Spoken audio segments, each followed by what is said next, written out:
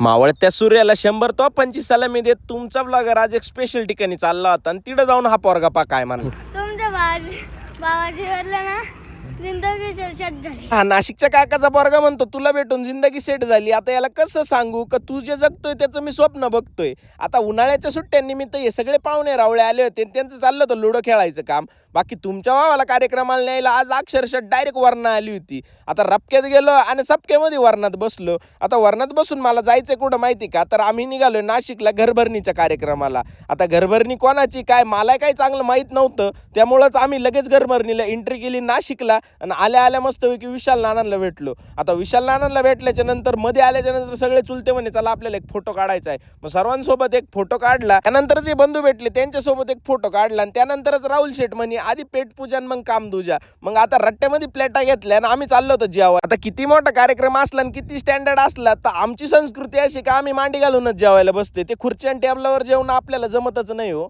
मग आता मस्तपैकी वरण भातावर ताव मारला, गुलाबजाम हाणले आणि त्यानंतरच ये काका डायरेक्ट माझा व्हिडिओ पाहत होते. म्हणलं अर आता अवघडच गंमत झाली गाड्या.